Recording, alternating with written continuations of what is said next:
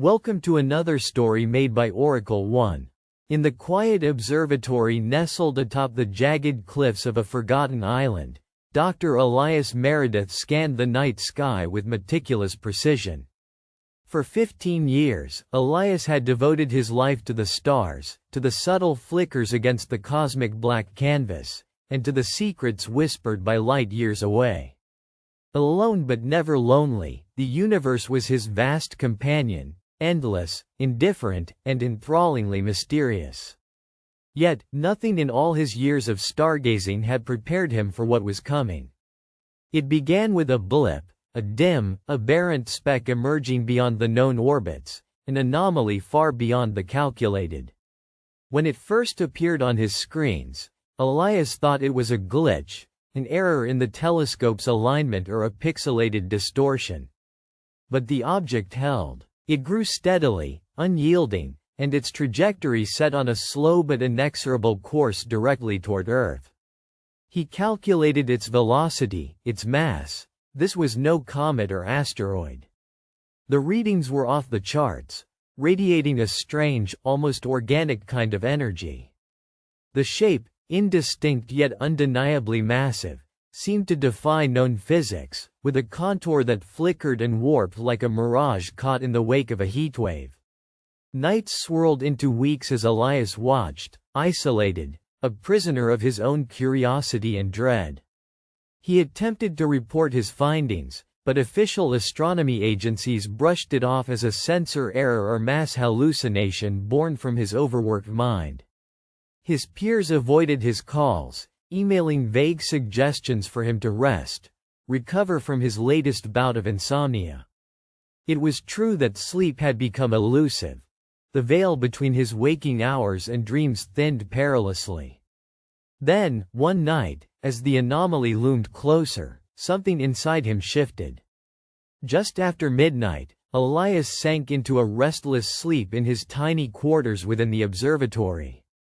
The dream was the first in a series that would torment him relentlessly. He found himself standing on the surface of the Earth, but the sky above was an immense maw of shifting shadows and iridescent light. The anomaly, the colossal entity approaching, was overhead, not a rock, not a ship, but a living voracious thing, a cosmic behemoth hungering for the planet itself. It pulsated with an ancient hunger, uncomprehending, inevitable. Elias felt his body grow light, his atoms unwinding as if the laws of his existence were being rewritten.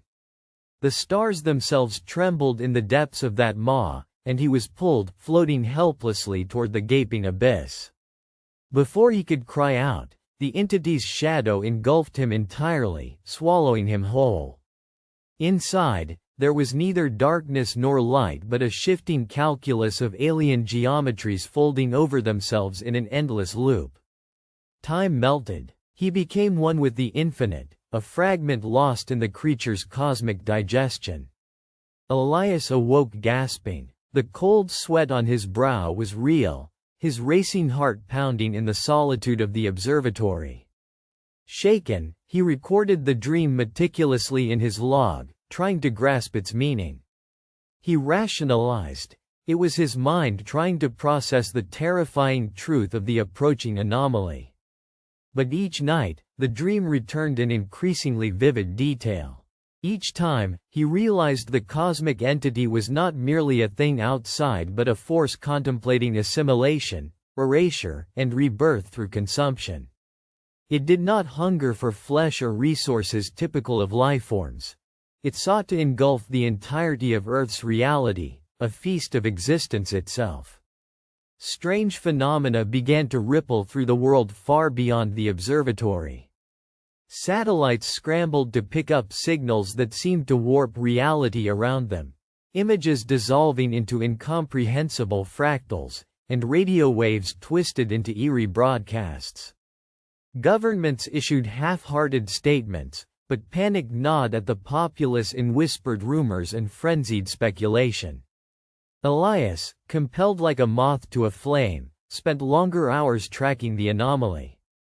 His isolation deepened, his thoughts fraying at the edges. The dreams eroded his sense of time and space. He began seeing fractures along the horizon while on the island, faint rifts where the air shimmered, distorting light as if the world were slowly tearing. One night, as the anomaly was closest now, a slow procession inches from impossible numbers of Earth's orbit, Elias encountered a new vision, grotesque yet mesmerizing. The cosmic entity opened its monstrous maw in the sky. Above him, a spiral of living void and malevolent light, exhaling black tendrils that reached down into the planet's crust. The tendrils crawled like serpents, sinking deep into the island beneath him. The air tasted of burned ozone and something primordial, as if the fabric of reality itself was unthreading. He understood then, it was no mere celestial body but a Lovecraftian abomination. It had journeyed across the eons, a devourer of worlds, consuming their essences to sustain its existence. Earth, with its fragile crust and teeming life, was merely the next course on its banquet table. The monstrous intelligence was sending tendrils through space-time itself, threading into the very memories and consciousness of life below. As Elias gazed upward, terror spiraled in his chest. He realized he was not just a passive observer but a chosen recipient of its influence. The dreams were the entity's method of tethering him, of fracturing his mind to merge with itself so the impending consumption would be total and seamless. He tried unsuccessfully to warn the world. His radio broadcasts became fragmented babble. Scientific communities branded him mad after intercepted incoherent rants about the star-devouring man from the abyss. His family disappeared from his contact lists, friend requests unfriended, emails ignored. The island felt like a tomb. Daylight no longer offered solace. Shadows lengthened unnaturally, stretching with impossible angles. The anomaly now dominated the sky, a pulsating, writhing eye staring directly into the heart of his island. Through the observatory's lenses, it was an impossibility folded into reality, a living nightmare towering in cosmic scale. Elias's final dream before the end carried him into the entity's innards. He floated down corridors of synthetic matter layered in ephemerality. Whispers echoed, voices of worlds devoured, their last screams bound into the fabric of that incomprehensible being. He saw Earth reduced to cosmic dust, memories devoured, existence unmade to fuel the monstrous hunger. But amidst the spiraling chaos, Elias glimpsed something else. Within the consuming darkness, a flicker of something alien to the entity itself, a sliver of resistance, a spark. A memory of defiance etched into the vastness, waiting to ignite. As the anomaly's tendrils crept visibly into the atmosphere, a final transmission was sent from the observatory, slicing across radio waves worldwide. Elias's voice, trembling but resolute, carried one message. To those who hear, know this.